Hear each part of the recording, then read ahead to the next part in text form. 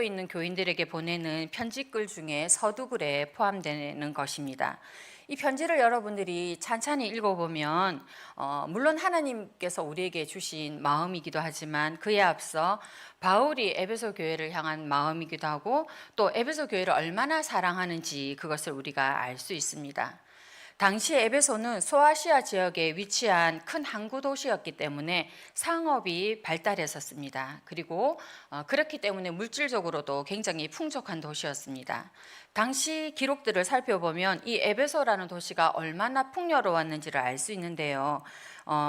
경기장이나 체육관, 음악당, 엄청난 크기의 목욕탕까지 그렇게 그 시설들이 갖추어져 있었다고 합니다. 원형 대극장 같은 것은 그 한꺼번에 2만 5천 명을 수용할 수 있다고 하는데요.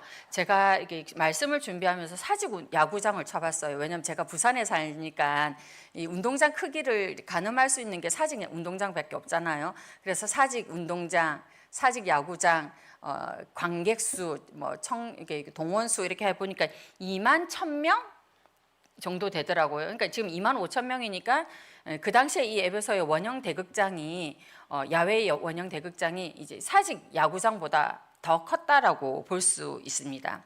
그 당시가 우리나라로 치면 삼국시대에 속하는데요. 벌써 이런 시설들이 갖춰져 있고 또 이런 곳들이 현재 유적지로 남아서 관광지로 또 이렇게 사람들을 모으고 하는 것을 보면 그 당시의 풍요로움이 얼마나 대단했는지 또 사치가 얼마나 심했는지를 대략적으로 짐작할 수 있습니다. 또 문화적인 것뿐만 아니라 종교적으로 보면 이 아데미 신전이 있었는데 아데미 신전이 여러분들 세계 7대 불가 사이에 속합니다. 왜 그러냐 하면 이 아데미 신전에 세워진 대리석 기둥이요. 제가 이렇게 표현하기 그런데 이게 이 정도 크기 되는 기둥이 127개가 세워져 있는 거예요. 그만큼 이 신전의 크기가 너무 크기 때문에 그 위용이 얼마나 대단한지 세계 7대 불가 사이에 들어가는 것입니다. 이런 문화적 영향, 상업적 영향, 종교적 영향 속에서 지금 에베소 교인들이 교인의 삶을 살고 있는 것입니다. 그들은 바울이 전한 복음을 들었고 복음을 들음과 동시에 변화되었고 또 하나님 안에서 성도로 구별되어서 이제는 자신의 신념이 아니라 이제는 자신의 생각이 아니라 하나님을 믿는 그 신실한 믿음의 사람으로 이 에베소 교인들은 살아가고 있었습니다. 바울이 예수 그리스도의 제자로서 성장하는 이 에베소 교인들을 바라보며 얼마나 그 기쁨이 컸겠습니까? 우리가 이 편지의 서두골만 읽어도 바울의 마음 가운데 이 성도들을 향한 사랑과 기쁨이 얼마나 대단한지를 알 수가 있는 것입니다. 바울은 이러한 기쁨 속에서 사랑하는 마음을 가지고 에베소 교회의 교인들을 위해서 계속적으로 중보 기도를 하는데요. 그러면서 그들의 믿음의 성장을 돕고 있습니다. 그렇다면 바울이 지금 에베소 교인들을 위해서 어떤 중보 기도를 했는지 우리 17절 말씀을 읽어보도록 하겠습니다. 17절 말씀 함께 읽겠습니다. 시작.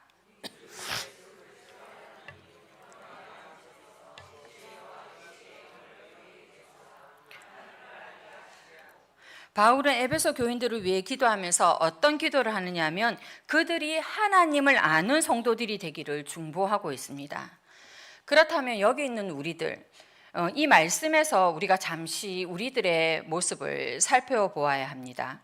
바울이 에베소 교인들을 위해 기도해 준다고 했는데 그러면 우리는 우리 덕신제일교회 성도들을 위해서 기도할 때 어떤 중보 기도를 해주고 계십니까?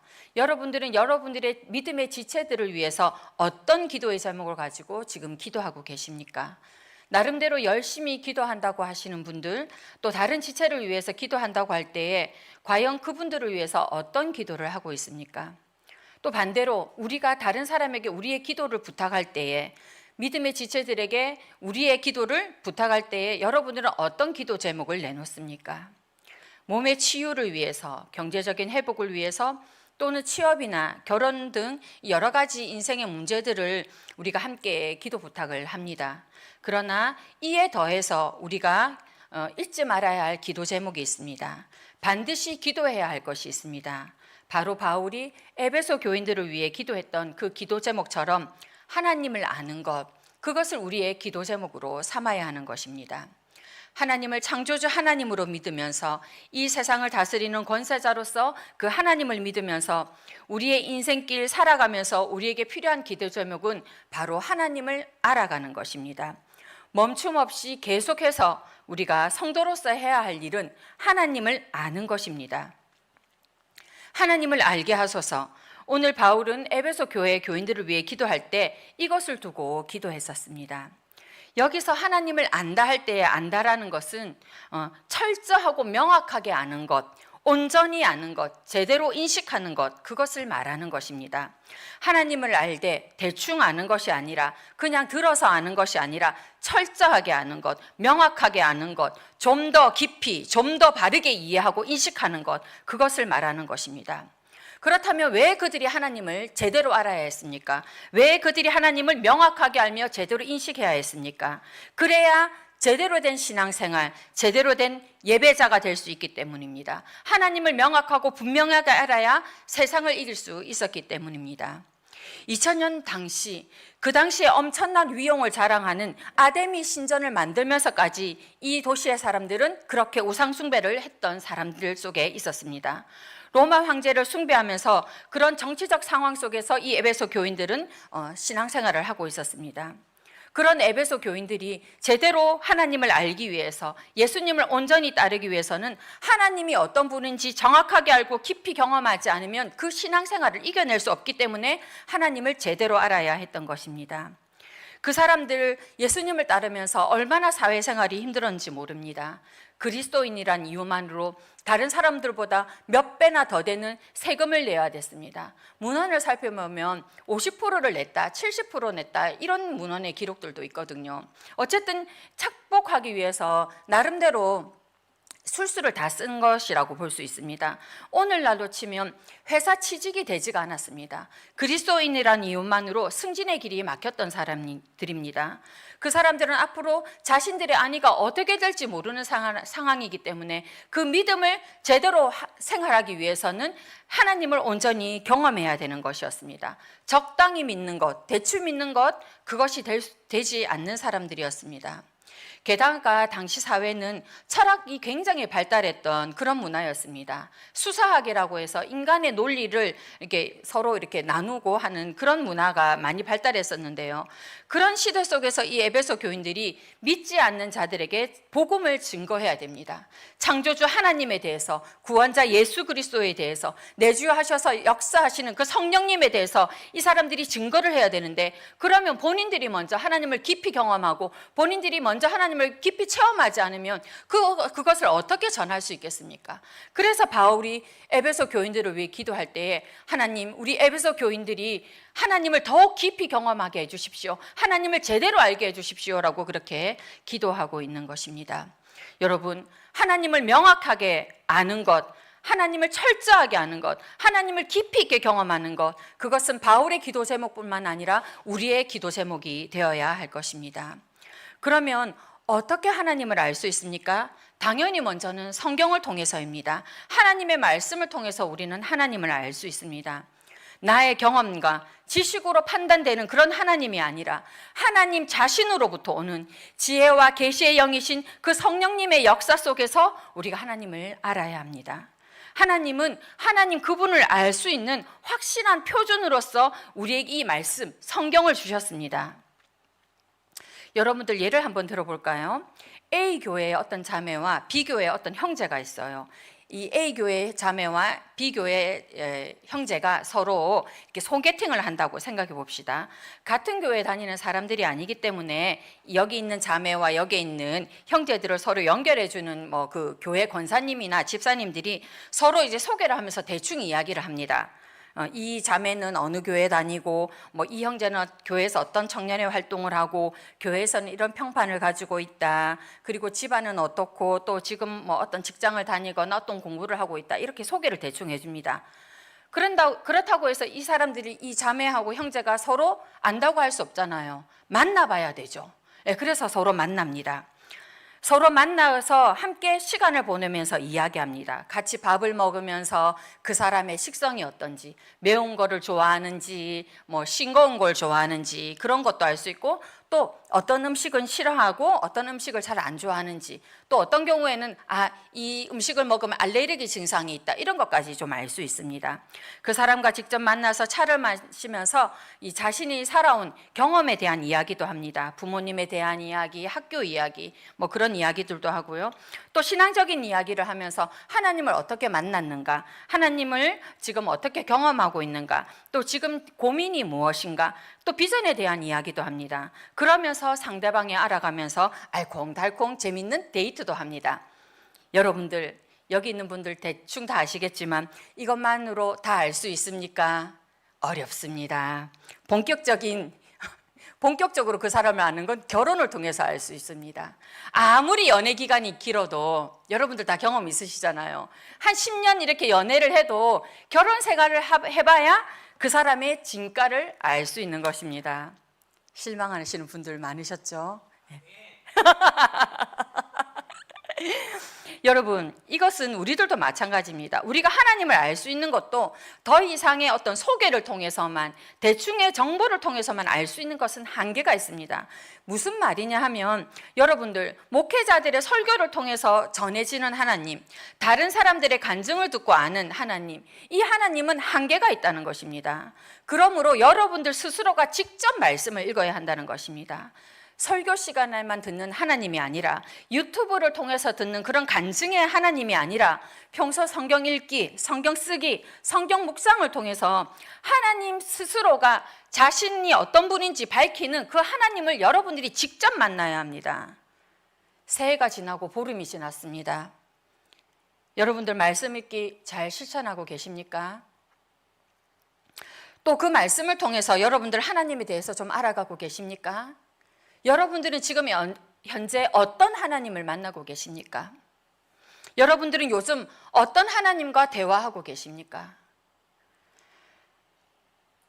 하나님과 친밀해지기 위해서 성경 말씀 외에 또 기도가 있습니다.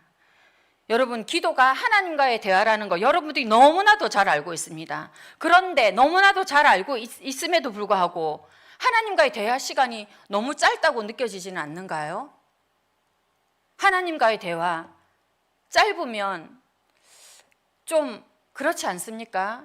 우리가 사람들과 대하고 싶은 사람이 있어요, 그죠?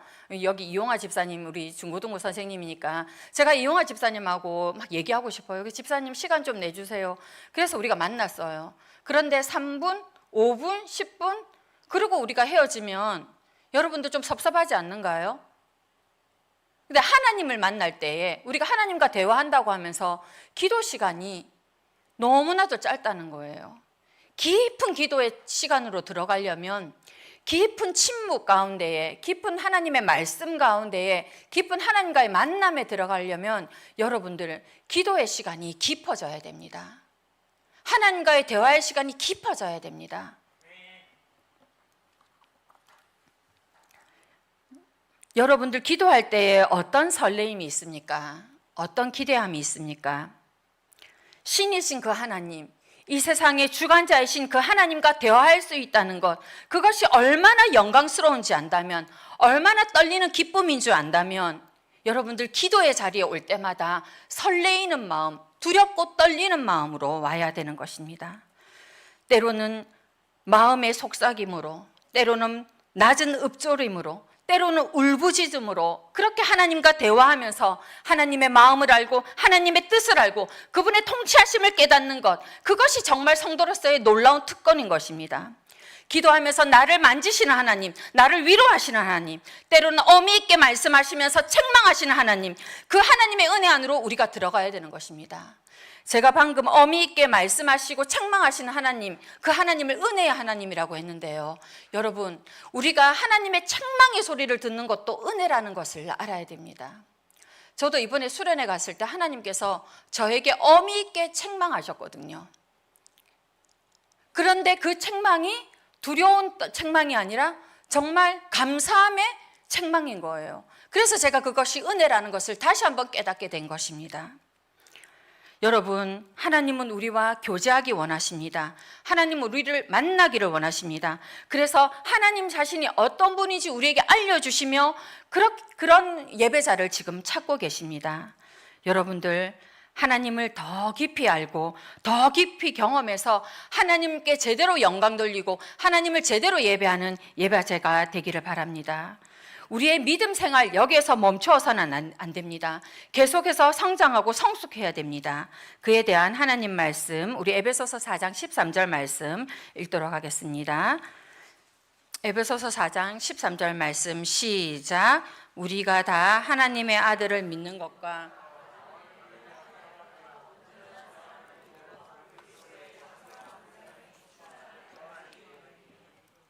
다시 한번 읽겠습니다. 여기에 하나님의 마음이 담겨져 있기 때문에 우리가 정성껏 하나님의 말씀을 읽도록 하겠습니다. 시작. 우리가 다 하나님의 아들을 믿는 것과 아는 일에 하나가 되어 온전한 사람을 이루어 그리스도의 장성한 분량이 충만한 데까지 이르리니. 아멘. 너희들 제대로 믿어서 주님을 아는 신앙과 일치시켜라. 암과 행동이 일치되는 온전한 신앙인이 되어라. 너희들 신앙이 어디까지 도달해야 되느냐? 그리스도의 완전하심까지 도달해라. 지금 하나님께서 그 말씀을 하시는 거예요. 우리의 신앙이 어디까지 도달해야 되느냐? 그리스도의 완전성, 거기까지, 그리스도의 충만함 때까지 이르라고 하나님께서 지금 말씀하고 계십니다. 에베소 교회는 믿음이 약한 교회가 아니었습니다. 하나님을 향한 그 사랑이 부족한 교회도 아니었습니다. 15절과 16절 말씀을 보면 바울이 하나님께 감사할 만큼, 그 마음이 흡족할 만큼 에베소 교회는 그렇게 믿음과 사랑이 넘치는 교회였습니다. 그럼에도 불구하고 바울이 지금 계속해서 에베소 교회를 위해서 기도하고 있습니다. 계속적으로 성령의 역사하심을 구하고 있습니다. 더욱 하나님의 능력을 알도록, 더욱 그리스도의 권능을 알도록 기도하고 있습니다. 주님을 믿는 것과 주님을 아는 일에 하나가 되기를, 온전한 믿음의 사람이 되기를, 그리스도의 장성한 분량이 충만한 데까지 이르기를 지금 계속해서 기도하고 있는 것입니다. 바울이 그들을 위해 왜 이렇게 계속 중보기도 하고 있습니까? 그들이 잠시라도 하나님과의 교제가 멈춰지거나 끊어지면 너무 쉽게 교만해지기 때문에, 하나님과의 교제가 끊어지면 연약함과 그 악한 본성이 나오기 때문입니다. 너무 쉽게 하나님을 잊어버리기 때문입니다. 성장하기를 멈추고 성숙하기를 멈추면 금방 혼돈에 쌓여서 불안해지기 때문에 바울이 지금 계속해서 중보기도 하고 있는 것입니다. 우리가 얼마나 약하고 악한지를 알기 때문에 바울이 계속해서 중보기도 하고 있는 것입니다. 여러분, 이것은 우리도 마찬가지입니다. 우리가 하나님과의 교제를 멈추게 되면, 또 성장하기를 멈추게 되면, 기도를 멈추게 되고 사랑하기를 멈추게 되면 쉽게 우리는 옛 모습, 또 악한 본성을 드러내게 돼 있습니다. 그렇기 때문에 하나님을 더욱 철저하게 알아가야 됩니다. 자라기를 멈추지 않아야 되는 것입니다. 요한계시록 3장에 보면 라오디게아 교회가 있습니다. 여러분들 잘 아시죠? 그들은 자신들이 부자면서 부족함이 없다고 생각했었습니다. 물질적으로 부자였기 때문에 신앙적으로도 이만하면 되었다 스스로 생각했던 것 같습니다. 그러나 하나님께서 그 라오디게아 교회인들에 대해서 책망하셨습니다. 하나님께서 어떻게 책망하셨는지 한번 우리 요한계시록 3장 17절 말씀을 읽도록 하겠습니다. 함께 읽겠습니다. 시작. 네가 말하기를 나는 부자라 부요하여 부족한 것이 없다 하나 내 공고한 것과 가련한 것과 가난한 것과 눈먼 것과 벌거벗은 것을 알지 못하는도다. 이 라오디게아 지역은 이 지역의 위치상 어떤 위치냐면, 다른 도시로 갈 때 반드시 여기를 지나야 되는 교차 지점에 있던 지역적으로 매우 중요한 도시였습니다. 쉽게 좀 예를 들자면 대전이라고 생각하시면 되겠어요. 네, 대전. 우리나라로 치면 경부선과 호남선이 만나는 그 대전과 같은 역할을 했던 곳이 이 라오디게아 이 지역이었는데요.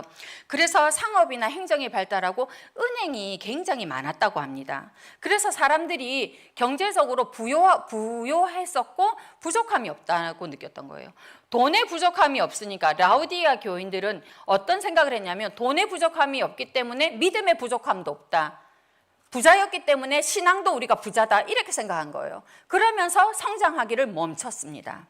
그런데 거기에 대해서 하나님께서 뭐라고 얘기하십니까?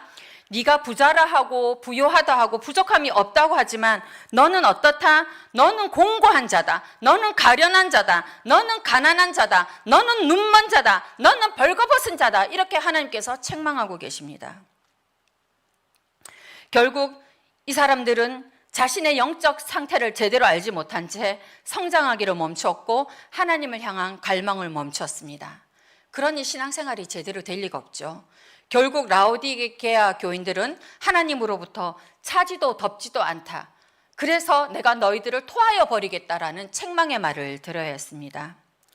주님을 믿고 복음의 참된 증인으로 살아야 할 이 교인들이 전혀 신앙생활을 제대로 하지 않고 애매모호한 태도를 가지면서 스스로 만족함에 빠져서 하나님 알기를 멈추었던 것입니다. 그래서 하나님께서 이렇게 자만하여 깨닫지 못하는 자들에게 열정과 성장을 멈춘 이 라오디게아 교회를 책망하셨던 것입니다. 그러나 하나님의 이 책망에는 사랑이 담겨 있습니다. 하나님은 그들이 공고하고 가련한 모습에서 돌아서기를 원하셨습니다. 물질로 만족하는 그런 어리석은 삶이 아니라 하나님의 권능으로부터 오는 영원하고 온전한 풍성한 삶을 하나님께서는 누리기 원하셨습니다. 이러한 마음은 바울 역시 마찬가지입니다. 바울은 에베소 교회가 그 마음이, 그 사랑이 자라기를 멈추지 않고 성장하기를 원했습니다. 자라기를 멈추지 않기 위해서 지금 신앙생활에 만족하지 않기 위해서 하나님의 전신갑주를 입고 악한 영들을 상대하기 위해서 암담한 현실과 자신의 한계를 넘기 위해서 이 에베소 교회에서 필요했던 것 바로 하나님을 깊이 알아가는 것, 제대로 알아가는 것, 명확하게 알아가는 것이었습니다. 여러분, 우리가 하나님을 알 때 어떤 하나님을 알아야 되겠습니까? 에베소서 1장 18절에서 19절 말씀, 우리 어떤 하나님을 알아야 되는지 함께 말씀을 읽어보도록 하겠습니다. 시작. 너희 마음의 눈을 밝히사 그의 부르심의 소망이 무엇이며 성도 안에서 그 기업의 영광의 풍성함이 무엇이며 그의 힘의 위력으로 역사함을 따라 믿는 우리들에게 베푸신 능력의 지극히 크심이 어떠한 것을 너희로 알게 하시기를 구하노라. 아멘. 첫째는 부르심의 소망, 부르심의 목적을 주시는 하나님을 알아라. 두 번째, 하나님께서 성도들에게 주신 상속의 영광이 얼마나 풍성한지를 알아라. 세 번째, 하나님께서 믿는 사람들에게 강한 힘으로 활동하시는 그 하나님의 위력이 얼마나 큰지, 하나님의 능력이 얼마나 큰지 이것을 알라는 것입니다. 여러분들, 우리가 이것을 알고 있습니까? 여러분들, 우리 자신이 이 하나님을 알고 있습니까? 하나님의 부르심의 목적을 알고 있습니까? 하나님의 그 상속의 영광이 어떤 것인지, 얼마나 풍성한 것인지 알고 있습니까? 강한 힘으로 활동하시는 그 하나님의 위력이 얼마나 크신지를 알고 있습니까? 우리가 그것을 알아야 하는 것입니다. 저를 비롯한 여러분들, 우리 이 인생길에서 이 세 가지를 온전히 경험했으면 좋겠습니다. 우리뿐만 아니라 우리의 자녀들도, 우리의 다음 세대들도 이러한 하나님, 이 하나님의 능력을 알아야 하는 것입니다. 특별히 우리 자녀들, 우리 다음 세대들이 암담하다 말하는, 불안하다 말하는 이 현재 상황에서 이 혼돈의 세상과 함께 함몰되는, 함께 침몰되는 그러한 다음 세대들이 아니라 정말 하나님을 온전히 알아서 인생의 목적과 방향을 올바로 세울 수 있기를 우리가 기도해 주어야 되는 것입니다. 우리의 자녀들이, 우리의 다음 세대들이 하나님의 만드신 그 창조의 목적대로 살아갈 수 있기를 우리가 기도해 주어야 되는 것입니다. 여러분, 이것은 우리 개인뿐 아니라 우리 교회 공동체도 마찬가지입니다. 개인뿐 아니라 우리 공동체 역시 마찬가지로 성숙한 성장이 있어야 합니다. 제가 신대원 다닐 때 읽었던 책 중에 저에게 큰 울림을 주던 책이 있었는데요. 이 한스킹이라는 신학자가 있습니다.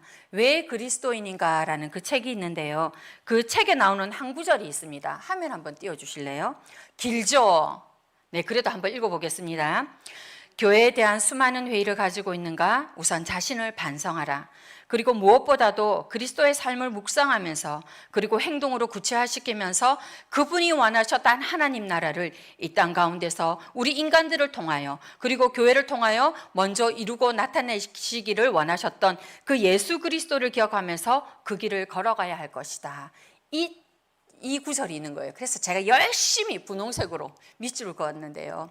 여러분, 이 말씀이 무슨 말이냐, 이 말이 무슨 말이냐면 하나님께서 이 세상에 어떤 좋은 기간이 있다고 하더라도 세상 기준으로 봤을 때 굉장히 이렇게 좋은 기관이 있을 수 있잖아요. 뭐 예를 들면 학교라든지 뭐 도서관이라든지 뭐 검찰청이라든지 뭐 여기 행정복지센터라든지 뭐 그런 여러 기관들이 있지 않겠습니까? 그런데 하나님께서는 세상의 그 기관들을 통해서 역사하시는 것이 아니라 비록 연약한 것 같지만, 비록 부족한 것 같지만, 그러나 예수 그리스도의 핏값으로 세운 그 교회를 통해서 하나님은 역사하신다는 것입니다. 그리스도의 핏값으로 사신 그 교회를 통해서 하나님은 하나님 자신의 일을 드러내신다는 것입니다. 하나님은 예를 들어 검찰청을 통해서 하나님의 뜻을 드러내지 않으세요. 온전히 그 검찰청을 통해서 하나님의 뜻을 드러내지 않으세요.